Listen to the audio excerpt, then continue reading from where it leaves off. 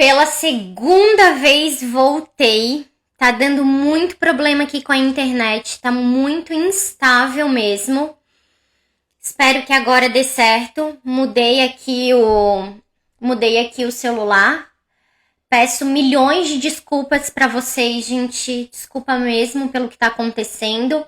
Tá parecendo uma novela, mas não é. É falha mesmo. Coisas que a tecnologia também tem. Nem tudo é perfeito. Peço desculpa pra vocês, mas agora eu tô aqui. Vamos ver se dá tudo certo pra gente continuar a nossa live. Bom, tava falando ali das perguntas e respostas. Me digam se vocês estão me vendo e me ouvindo bem, gente. Só pra eu confirmar aqui, digitem o número 2. Se tiver tudo certinho, tá? Enquanto vocês vão me dizendo se tá tudo bem, eu vou continuando ali vou voltar às questões, às perguntas. Então, 14 meses já tem birra e não para quieto. Dicas. Como eu falei, não tem uma receita pra gente acabar com birra, uma receita pra simplesmente, a criança vai deixar de fazer qualquer tipo de birra. Gente, impossível. A criança ela não tem ferramenta alguma para lidar com as emoções. Muitas vezes nem os adultos têm. Imagina uma criança de 14 meses, 1 ano e 2 meses, super pequenininha. Os 2 anos fica mais intenso essas questões da birra. E ela começa por volta ali dos 12 meses. Mas o que eu posso dar de dica? A criança fez birra, tá muito irritada, mas é aquela criança que não gosta de ser abraçada, não gosta de ser tocada, não gosta nem que fique do lado. Sabe, a criança tá fazendo a birra aqui, a mãe tá do lado e ela começa a espernear, não quer que fique perto. Você pode ficar um pouco mais afastada e verbalizar. Rápido, não precisa dar aquele sermão, falar só dizer assim, olha, eu sei que você tá com raiva, que você tá frustrada, que você tá triste, mas eu tirei isso da sua mão porque é perigoso. Ou você não pode tocar nisso, ou aconteceu de você não conseguir montar os bloquinhos, ou as pecinhas, o que for. Você verbaliza pra ela que entende o que ela tá sentindo, sabe o que ela tá sentindo, e que você está ali na hora que ela precisar. Porque ela vai estar naquela montanha russa. Então ela vai começar a ficar irritada. Ela vai chegar no ápice, que é o ponto mais alto da birra. E depois ela vai se acalmar. Então nesse período que ela estiver lá no ápice, se ela não quiser nenhum contato, você fica longe e só verbaliza isso para ela.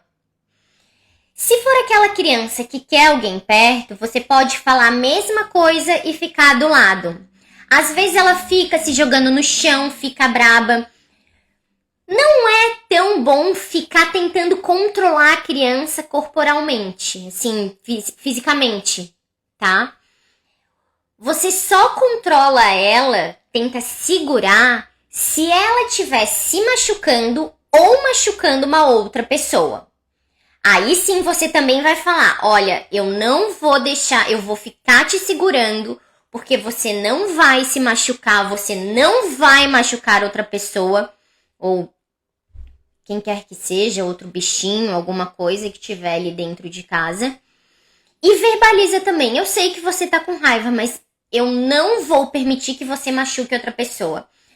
E se eu estiver na rua e a criança fazer isso? Isso é uma das questões que as pessoas ficam mais preocupadas, porque, aquela pessoa vai me olhar de cara feia. Gente, as pessoas, elas gostam de sempre olhar de cara feia para as outras, sem entender nada da situação. Então, o que tu faz? Simplesmente, se você tá se sentindo muito mal com aquela situação ali, pega a criança, mas ela vai ficar se debatendo, não tem problema. Leva para um espaço onde não tenha muita gente, e conversa com ela ali. Mas se ela se jogar no chão na hora que eu levar ela para outro lado, na hora que eu levar ela para um outro lugar, não tem problema. Isso pode acontecer. Nenhuma criança, aqueles vídeos, você já viu aqueles vídeos de birra? As crianças se jogam no chão, às vezes puxam coisa, ou às vezes tentam, a mãe quando vai pegar, por exemplo, e daí a criança quer puxar o cabelo ou quer bater, Aí que tá a questão de você estabelecendo limite para a criança. Eu não vou permitir que você bata. Eu não vou permitir que você me machuque, que puxe meu cabelo. Mas agora, se essa birra, ela ultrapassa o limite, assim, ela demora para sair dessa birra.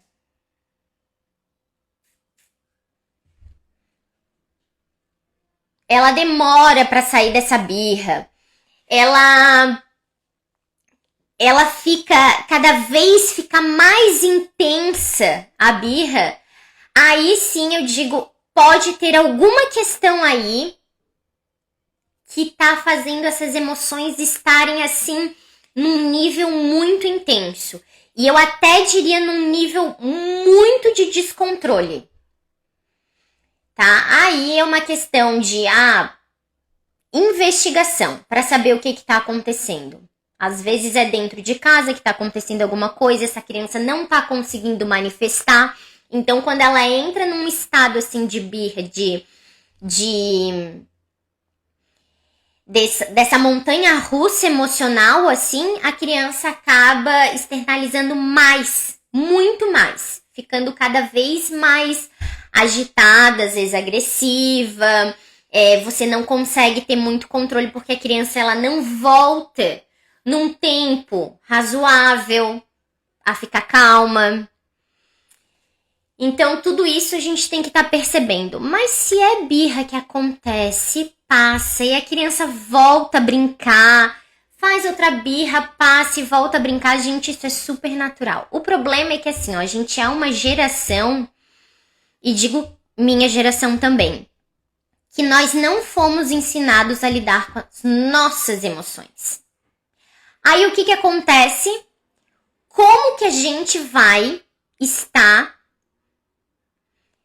orientando e ajudando as crianças a lidarem com as suas emoções? Se nem a gente não consegue lidar com as nossas. Então, claro, a gente acaba ficando mais e mais perdido. Não sei se vocês já passaram por situações assim. Acho que todo mundo que é mãe e pai já, com certeza, já passou. E sabe como isso pode ser muito difícil. Às vezes, e como a gente fica realmente perdido. Principalmente quando a criança faz isso em um local onde tem muita gente. Porque a primeira coisa que a gente pensa é assim, ó. As pessoas vão achar que eu não dou conta dessa criança. Que eu não tô estabelecendo o limite, estabelecendo as regras. E não é isso. Não é nada disso. A não ser uma criança agora que já tem um entendimento, que já tenha crescido, que já tenha mais ferramenta para lidar com as emoções. Aí se ela vai ultrapassando esses limites e os pais não vão ali estabelecendo, colocando essas regras, aí é uma outra situação.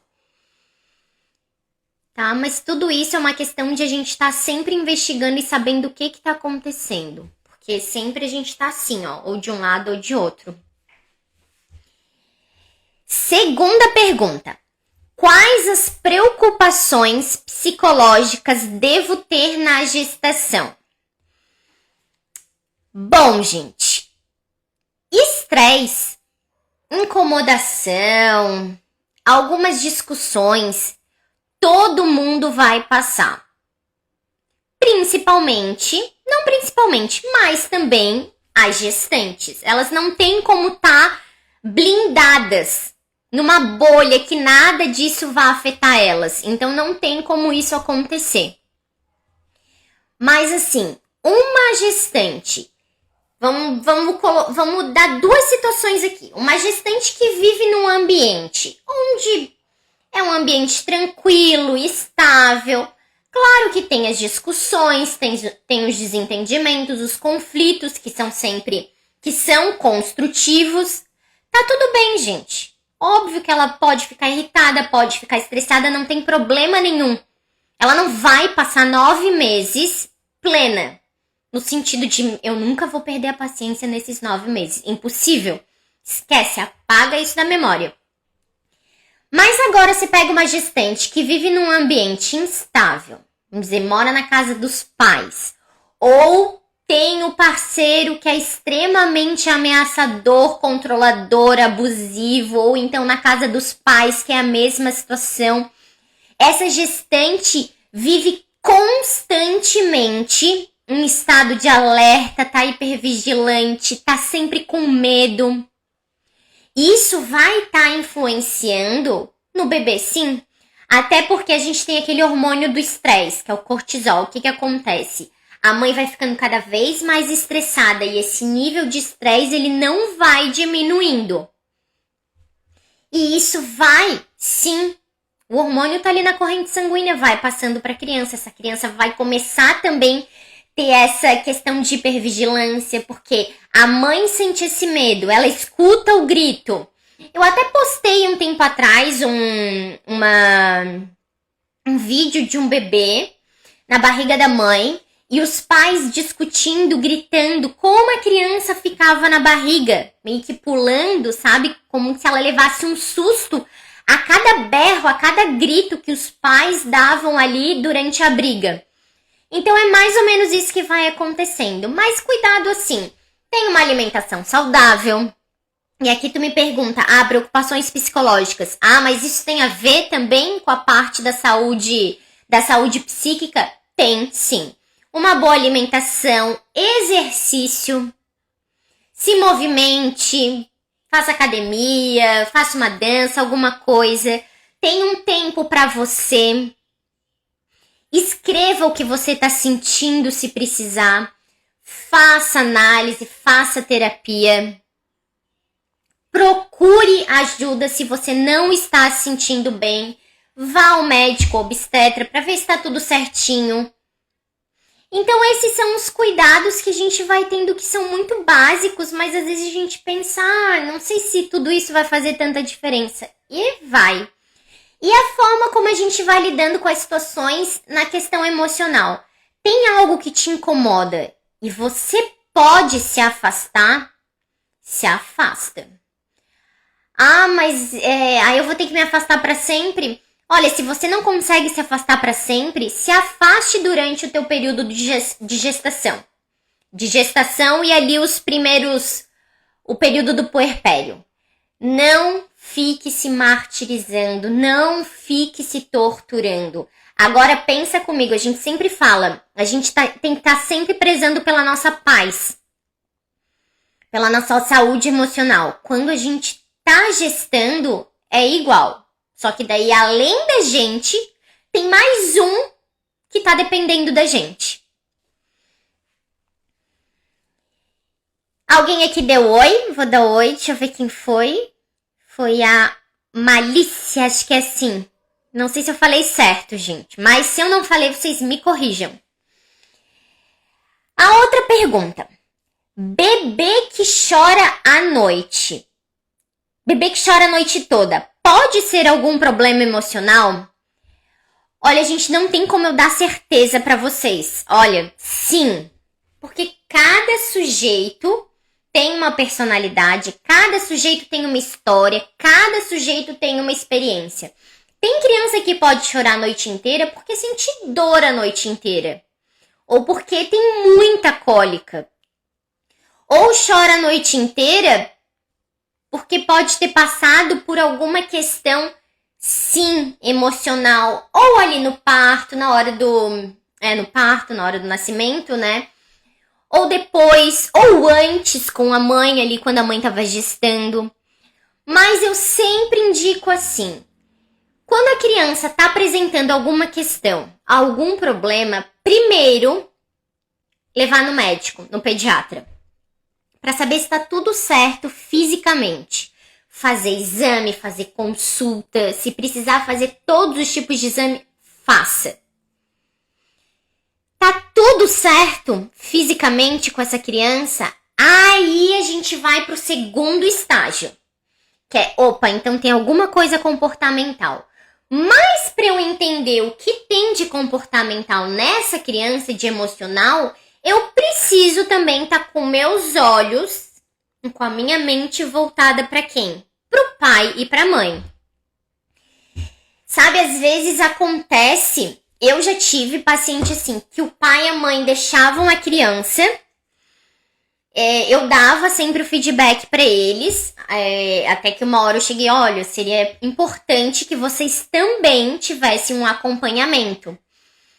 Mas eles não queriam fazer. Eles não achavam que o problema estava com eles, mas sim só com a criança.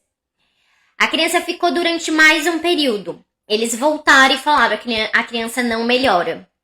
E eu vou dizer, ela não vai melhorar?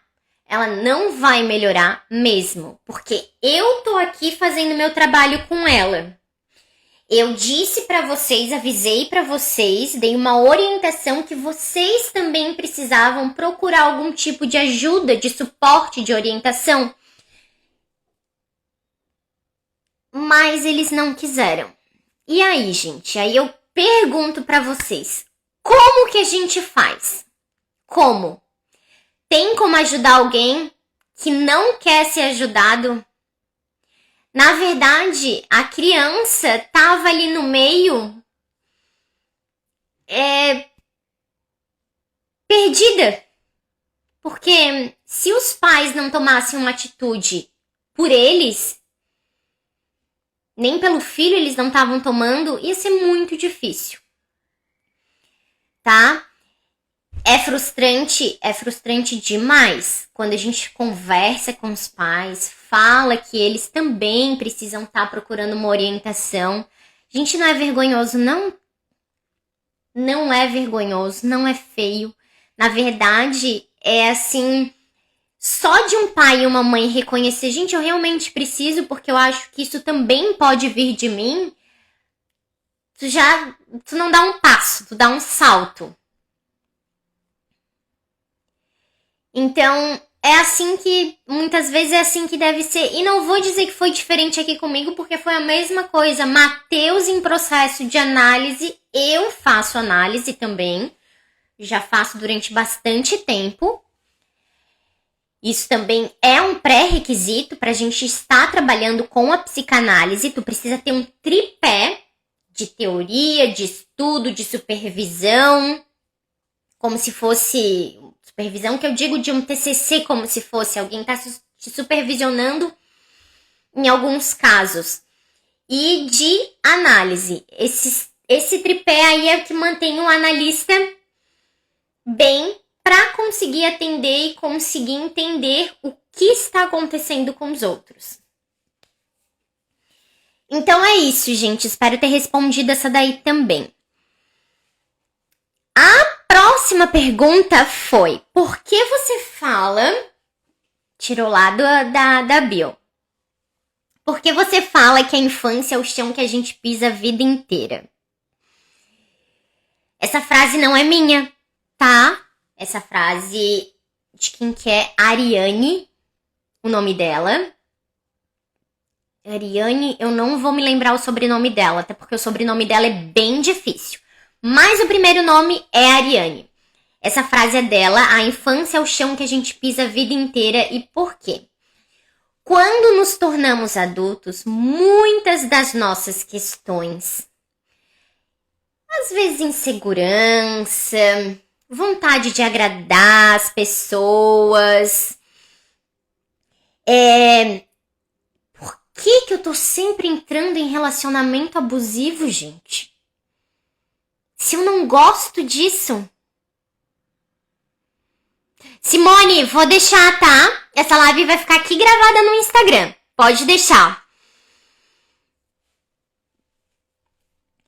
Por que será que eu me relaciono com pessoas que não são tão legais? E a gente às vezes fica se perguntando, muitas vezes a gente vai se relacionando e não consegue sair daquele ciclo.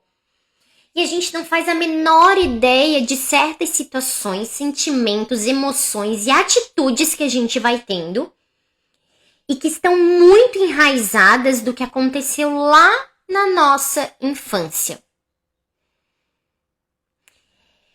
Hoje eu estava conversando sobre a questão de confiança. Como que as crianças elas vão serem autoconfiantes, saberem que elas são capazes de fazer.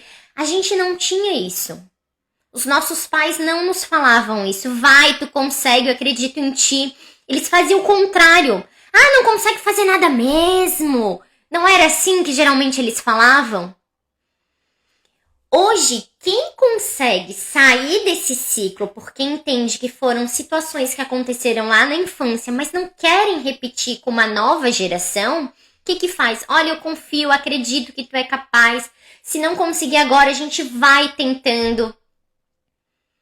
Gerações antigamente não tinham isso.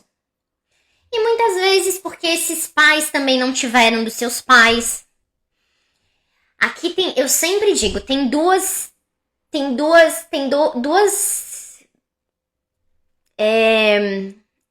tipos de pais, como se fosse. Não gosto de falar dois tipos de pai, mas ai, gente, não tá vindo a palavra. Mas seria aqueles pais que erram e que a gente sempre vai errar, mas tá sempre buscando se informar. E daí pensa, pô, eu sei que é errado fazer isso, mas eu fiz certo e de repente eu tava muito irritado e fiz errado de novo. Não tem problema, gente. Somos de carne e osso e a gente erra, a gente perde a paciência. Mas só o momento que a gente para e diz assim, eu fiz isso errado, eu não devia ter feito. Depois de muito tempo eu perdi a paciência de novo. Mas tu volta lá e fala pra criança. Olha, desculpa eu ter feito isso. Desculpa, eu não tava legal, eu tava irritado demais. Um exemplo vou dar pra vocês. Eu falei uma coisa pro Matheus e eu fiquei me remoendo muito, porque eu tava muito irritada na hora. Muito irritada mesmo. E ele não parava. E de repente eu falei pra ele uma coisa assim, ai, tu não agradece nada, né? Falei pra ele que ele era mal agradecido, que ele era ingrato, uma coisa assim. E depois eu fiquei assim, gente, eu não devia ter falado isso, porque eu tava com raiva, não era isso que eu queria dizer.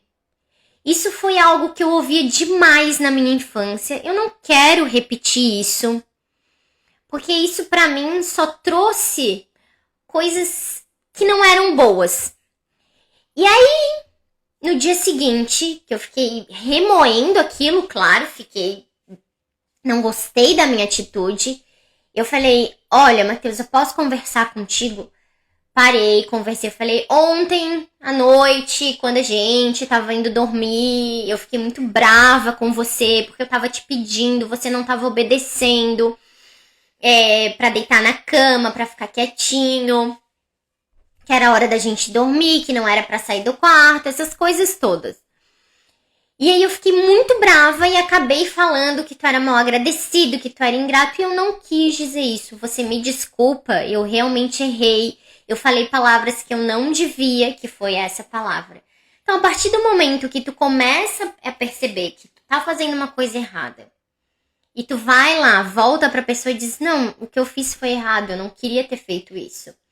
Gente, eu perco a paciência, falo coisas que eu não quero, eu falo, vou refletir, depois vou escrever por que eu me senti assim naquele momento, o que eu falei que eu não gostei, sim, e depois eu volto e converso com ele.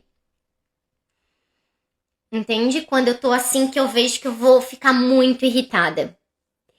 O que ensina isso pro Matheus? Olha, minha mãe, meu pai, eles não são perfeitos, eles erram.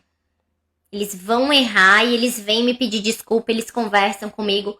Porque ele faz a mesma coisa que a gente faz hoje. Quando ele tá muito irritado, como ele, um tempo atrás a gente saiu, ele brigou também comigo, porque ele ficou muito bravo. E daí depois ele falou assim, olha mamãe, agora você pode falar comigo que eu tô mais calma, aquela hora eu tava muito irritada. Então é essa troca, ele vai aprendendo com o exemplo. Ah, mas você deu um exemplo ruim de ter falado isso pra ele. Sim, mas eu voltei e pedi desculpa. E falei que o que eu fiz foi errado, que eu não deveria ter feito. e que eu vou tomar muito cuidado para não repetir esse erro. E tá dizendo como eu me senti naquele momento. Gente, isso é importante. Erramos, mas quando a gente erra e entende que errou e tenta fazer melhor, é uma coisa. Agora, tem pessoas que erram, sabem que tá errado e continuam fazendo. E aí eu posso dizer que às vezes é por maldade até. Porque a gente também tem que pensar que não é que uma pessoa virou pai e mãe, ela tá santificada agora. Sempre digo, a gente tem que tirar os papéis. Se uma pessoa é ruim, ela vai ser ruim sendo pai, sendo mãe, sendo filho, sendo marido, sendo esposa, sendo profissional, sendo o que for. Então é isso, gente. Por que eu falo isso? Porque a gente traz muita coisa da nossa infância e ficam aquelas marcas.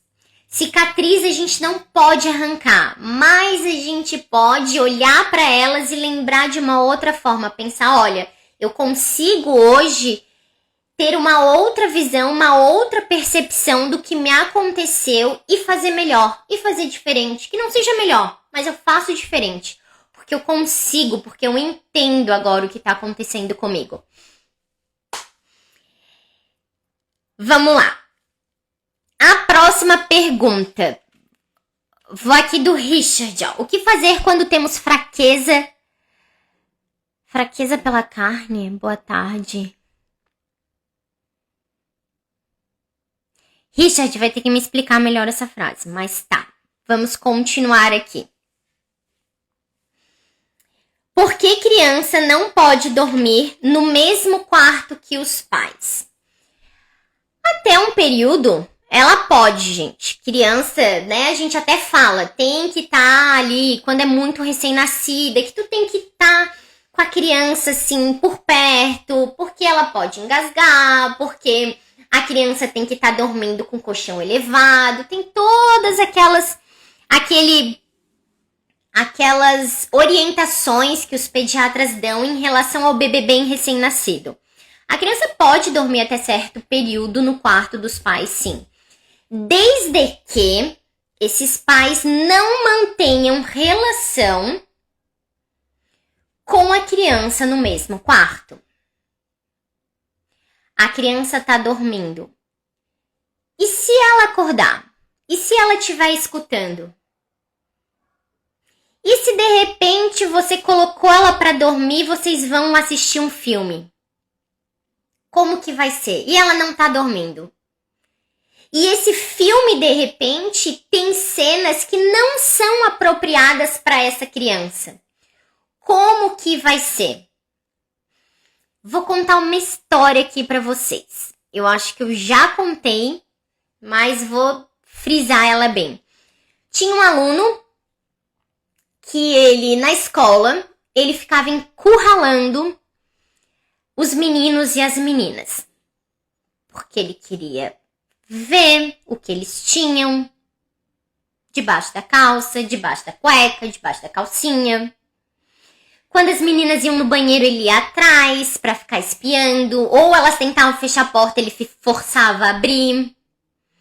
Ele tentava encurralar na parede. Até que a gente chegou e falou, olha, a gente precisa falar contigo, que era a mãe dele. E a mãe dele, não tá acontecendo nada, não tá acontecendo nada. Claro que ela não ia querer dizer pra gente. Aí um dia eu fui conversar com ela sozinha. Eu falei, olha, tá acontecendo isso. Isso pode dar outros problemas com os outros pais. Eu quero entender o que tá acontecendo pra poder te orientar de uma melhor forma. E orientar o menino também. Como eu trabalhava na escola, ele ia ter que passar com outra pessoa. Então ele não podia passar comigo. O que ela me contou? Ele tinha 5 anos na época. Isso, 4, 5 anos. A criança dormia no mesmo quarto que eles. Vocês tinham relação sexual? Não. Então o que tá acontecendo? Ah, chega certa hora da noite, a gente coloca filme pra assistir. E filme como filme com conteúdo adulto. E ele tá dormindo? Ah, tá sim. Vocês vão olhar se ele tá dormindo? Não. Quem garante que esse menino tava dormindo? Quem garante que essa criança não tava escutando? Porque além de ver, eles escutavam. Tem barulho, filme com conteúdo adulto. O menino reproduzia o que ele estava assistindo nos filmes porque ele não estava dormindo. Aí eu falei, então você vai fazer o seguinte, você vai da próxima vez, ela disse, eu não tenho como tirar ele do quarto. Eu falei, bom, então vocês vão ter que ver em outro lugar. Se tu não tem mesmo como tirar ele do quarto, então vocês vão ter que sair do quarto, ver em outro lugar, ou dormirem vocês em outro lugar, ou achar um lugarzinho para ele dormir em outro cômodo da casa, nem que seja ali um canto da sala, em algum outro lugar. Mas eles tinham outros quartos. Ele dormia porque o menino não conseguia se desapegar da mãe. E aí o que ela trouxe uns dias depois? Sim, que o menino não estava dormindo. E que ele estava espiando debaixo da coberta. E aí, gente, agora vocês me digam. O menino quietinho, pra eles a criança estava dormindo. Tudo certo. Não tinha problema nenhum. Ah, tá dormindo, nem escuta. E aí? Aí a gente conversou com ela. Ela realmente depois passou esse menino para um outro quarto. Ela disse que foi muito doloroso para ela. Então ali tinha mais uma questão de separação entre mãe e filho, o que também é muito importante, porque o casal também precisa voltar a ter a sua rotina e o pai, ele precisa fazer essa separação. Porque o filho tem que entender que o papel dele é de filho. Não o papel dele é ficar no meio dos pais. Não é? Ele não separa pai e mãe. Não é esse o papel do filho. Quem separa filho de mãe é o pai. E no sentido separar, gente, não é assim, eu vou tirar sua mãe de você, vou tirar o filho de ti, nada disso. A separação, aquela separação que a gente diz emocional, que é como se fosse um cordão umbilical imaginário que o pai tem que, deu. Vocês estiveram durante o tempo fusionados, quer dizer, naquela simbiose, estavam juntos, mas agora cada um vai ter que ter a sua individualidade. E vou falar uma coisa pra vocês. A gente vê muito, gente, muito mesmo, pessoas, homens, principalmente, que estão sempre na barra da saia da mãe e que tem 30, 40 anos. O que é isso? Eles não foram completamente separados, não teve essa castração. E a mãe, claro, ela vai mantendo, porque para a mãe também é difícil essa separação, mas tem que ser feita.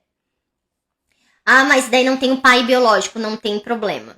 Tem o avô, às vezes a mãe tem um outro companheiro, tá? Tem alguma outra... Tem um amigo, tem o tio, que é o irmão da mãe. Ele vai fazer essa separação da criança. E daí a mãe tem que ser firme e manter aquela lei. Porque o homem, o pai ali que fala assim, chega, vão separar agora. Aqui é o pai que é aquela lei, que é aquela ordem. E a mãe, ela tem que chegar lá e fazer o quê? Confirmar isso. E não voltar atrás.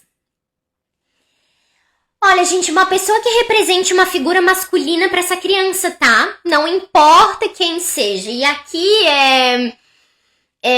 levando pro lado mesmo da questão psíquica da criança, tá? Por isso que a criança não pode estar dormindo o tempo todo com os pais no quarto. Tem que ter essa separação, porque precisa separar a mãe da criança. Os pais podem, às vezes, querer ter algum tipo de relação, podem querer assistir filmes, né, gente? Mas a gente não vai fazer. Sabe? A gente não tem como dar certeza de tudo. A criança tá ali, de repente, o pai e a mãe estão no clima e vai fazer o quê, gente? Entendeu? Então, tudo isso a gente vai pensando. Criança é pequena demais. E outra coisa, pra criança, quando ela escuta uma relação sexual, ela não vai ficar fazendo relação aqueles barulhos que a mãe ou o pai podem fazer com algo que seria bom, mas sim com algo ruim, tá? É isso, gente.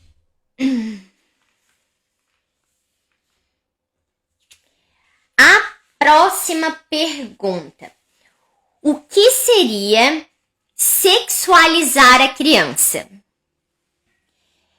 Olha, sexualizar a criança seria expor ela a qualquer ato que tenha conteúdo de teor sexual, que as carícias sejam mais íntimas, que o toque seja mais invasivo, que a mãe ou o pai normalizem muito as questões sexuais mesmo. Deixa eu dar um exemplo aqui pra vocês. É porque essa pergunta tá lá, essa pergunta do banho, ela tá mais pro final, mas eu vou dar o exemplo aqui, tá? A nudez, isso. A nudez, isso mesmo. Tem uma... Não é minha paciente. É paciente de uma psicanalista muito famosa.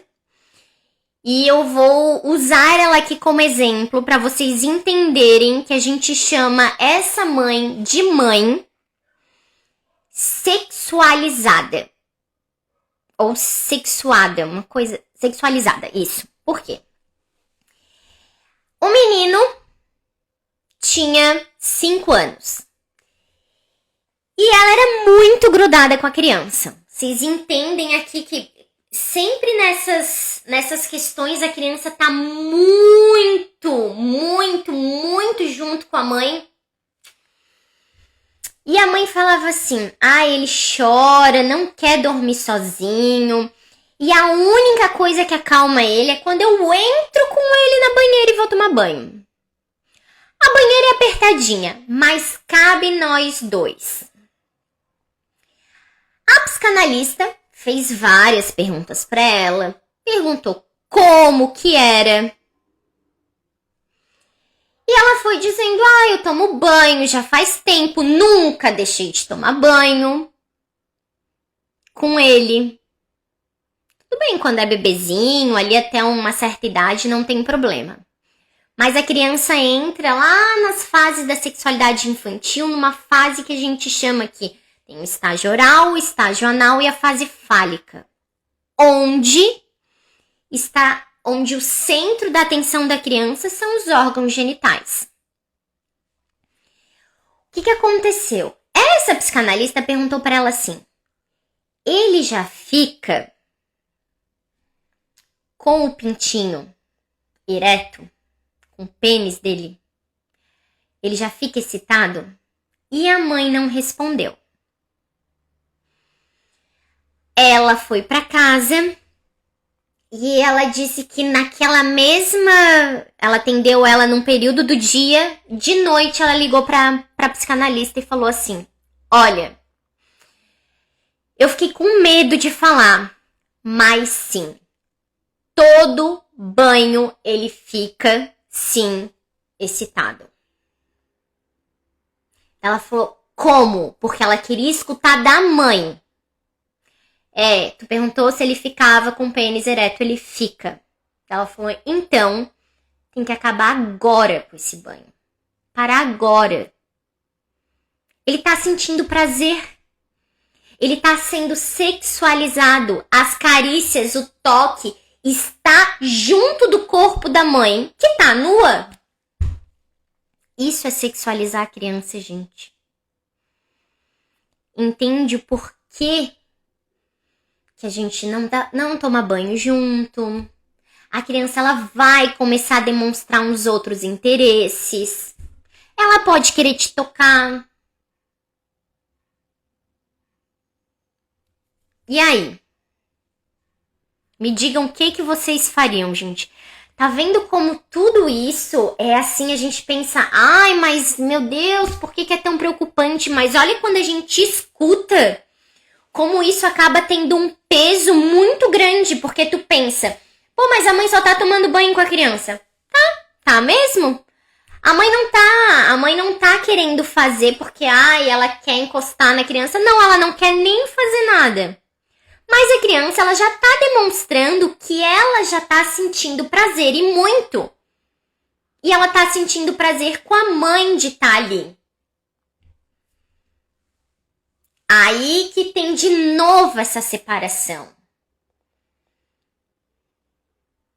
Foi aí que o Freud sempre falou da questão da castração que entra o pai. Porque não pode haver incesto. Nenhum parente pode ter relação com o outro. Nem filho e nem mãe. Por isso que o pai tem que chegar e cortar. Você não vai tomar banho com a sua mãe. Você já tá grande. Você vai tomar banho sozinho. Ela pode estar ali quando tu precisar. Mas tomar banho junto com ela, não. A tua mãe tá pelada, deixa ela agora tá nua. Deixa agora ela trocar de roupa. Depois, você pode ir ali no quarto, no banheiro. Entende, gente? É isso. Que seria essa forma de sexualizar a criança. Esse é um exemplo muito forte de mãe sexualizada que a gente chama. Ela transforma essa parte sexual com muita naturalidade. Só que aí o que acontece? Essa criança, ela vai normalizando em tudo. Então, na escola, será que eu posso fazer isso? Sabe? Será que na escola... E assim vai? Próxima pergunta. Alguém ficou com dúvida ainda da postagem. Vamos ver. Essas três últimas perguntas aqui que eu selecionei são quase muito parecidas, assim, as respostas. Mas vou falar de cada uma, tá? Falei aqui do sexualizar a criança. A outra, porque não posso beijar na boca do meu filho. Todo mundo geralmente vai dizer assim, porque tem bactéria, porque tem isso, tem aquilo. Tá, isso também é um argumento. Porque, né, a boca de criança é um pouquinho mais, acaba sendo... Não... Boca de criança não é que a gente fica meio perdida, mas não seria dizer que a boca de criança seria mais higiênica, mas a gente pensa assim, poxa, a criança tá ainda naquela fase, vamos dizer, tem 1 aninho, só mama, só toma leite, né? A gente às vezes, tem gente que fuma, tem gente que pode beber, aí vai lá, vamos dizer, o pai que fuma vai lá e dá um beijo na boca da criança, sabe? Com cheiro, com gosto de cigarro. Mas seria assim, esse seria um argumento, mas aqui não seria esse o argumento. Seria no sentido assim, você pega e vai beijar na boca da criança. A criança, ela começa a entender que tá tudo bem ela também pedir beijo na boca para as outras pessoas. Mas tu diz assim, ela só pode... Tu fala pra ela, mas você só pode beijar a mamãe ou papai. Mas lá na escola... São outras crianças. Ela pode começar a pedir isso para as outras crianças. Ela pode tentar beijar na boca das outras crianças. E é a mesma questão de sexualizar. Porque tu vai beijando, isso é um toque muito íntimo. Isso é um excesso também de carícia. E assim, a criança também começa a ficar exposta a qualquer outro tipo de toque ou até de abuso. Entende? Então, assim, não. Quem beija na boca é pai e mãe. A criança não entra ali no meio pra pessoa tá beijando. Pô, tem tanto outro tipo de carinho que tu pode dar pra criança. Um beijo no rosto, um beijo na cabeça, um beijo no cabelo, fazer um carinho no cabelo, porque necessariamente a pessoa tem que estar beijando a criança na boca. De novo, é a questão de que tu faz esse excesso de toque, que tu faz esse excesso de carinho. E daí, assim, a criança, eu digo que ela só pode beijar o papai ou a mamãe. Mas aí vamos dizer que uma pessoa vá lá e diga, me dá um beijo na boca. E ela vai dizer, não posso. Aí a pessoa pode convencer essa criança que também não tem problema dar um beijo na boca dela. A criança vai ter discernimento para entender racionalmente isso, gente. Não, porque o meu pai e minha mãe me explicaram que só pode ser nele. Tá, mas só neles por quê? Essa pessoa tá me dizendo que não tem problema nenhum? Lembra que a gente falou da falta de maturidade emocional de uma criança? Ela também é imatura cognitivamente para estar pensando racionalmente sobre aquilo. Aí uma pessoa vai lá e pede um beijo na boca, por exemplo, da criança. E ela vai lá e beija. Gente, no mundo que a gente tá hoje, que não é tranquilo, que não é fácil, que existe por aí milhões de predadores, é isso mesmo, que abusam muito de criança. Não é pouco, tá? A gente tem que tomar todo o cuidado possível e preservar essa criança o máximo que a gente pode de qualquer toque, de qualquer comportamento que possa ser sexualizado. Que possa dar a entender que para essa criança que tá tudo bem acontecer aquilo, que não tem problema. Tá certo? A Françoise Doutor, que é uma psicanalista, ela é médica e psicanalista francesa. Ela fala a criança, ela não foi feita para ser voyeur. O que é? Aquela pessoa que tem o prazer de ver. Então você não tem que estar ou querendo que a criança te beije, ou querendo que a criança fique vendo certas situações, sabe aquelas questões assim de pai e mãe querer fazer ciúme na criança? Como se fosse uma coisa meio adolescente, gente. Assim, vou ver se ela gosta de mim, vou ver se ela me ama.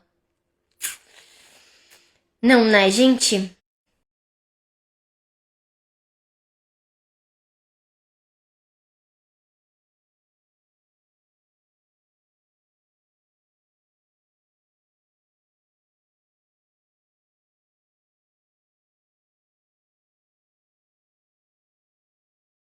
Essa criança, ela vai começar a entrar ali nessas fases ali da sexualidade infantil, principalmente ali saindo da fase anal, entrando na fase fálica, já é a hora de ter essa separação. Por isso que a gente fala, quando a criança começa a entrar ali no complexo de Édipo, que começa a ter essa separação do pai, da criança com a mãe, através do pai, a gente já começa a parar de ter certos comportamentos que antes a gente podia ter normalmente. Assim, tem um mês de vida. Posso tomar banho no chuveiro? Pode, gente, não tem problema nenhum. Sabe? Tomar banho, contato pele a pele. Mas depois de um tempo, não dá. Ali 5 anos, lembra que eu falei pra vocês do caso da mãe com o menino que ia pra banheira?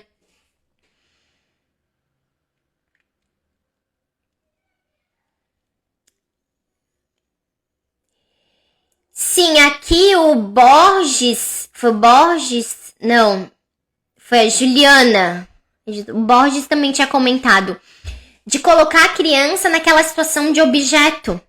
Sim, exatamente isso, de colocar a criança também naquela situação de objeto, onde o pai e a mãe fazem o que bem entende com aquela criança. Já viu pai e mãe falar assim, é meu, é minha, está me incomodando, o que devo fazer? Josiele, vou te falar uma coisa, chega agora pra ele e ter um papo reto, pra te falar bem a verdade, conversar só com ele, tá?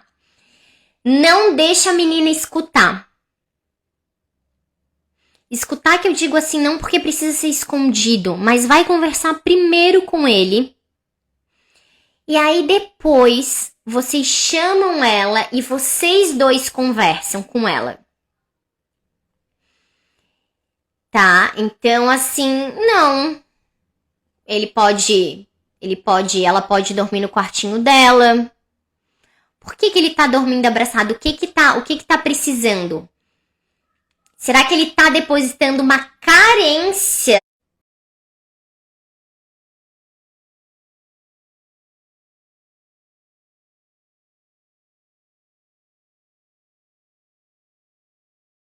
Sabe quando um homem ou mulher, pode acontecer isso, tá, gente? Que quer suprir uma carência, às vezes, materna e paterna com os filhos. Tá? Primeiro conversa com ele. De verdade, abre o jogo, coloca as cartas na mesa, conversa sobre isso, diz que você não gosta, que você tá incomodada. Fala todas as situações, as consequências que isso pode causar. Ela já tem vai fazer quase 9 anos. Entende? Já tá crescendo. Então, sim, conversa com ele. E depois vocês chamam ela e vocês dois conversam com ela. Não aconselho vocês dois conversarem juntos do que assim, eu vou conversar com ela e depois eu te digo. Não, sabe por quê? O outro lado sempre pode pensar assim, ela vai falar alguma coisa que não foi falado entre a gente. E eu não quero isso, tá?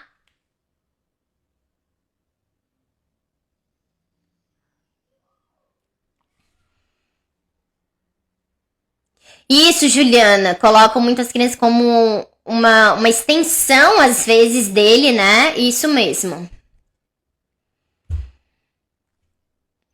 Josiele, não sei se eu te respondi, tá? Mas, assim, te aconselho a fazer isso mesmo.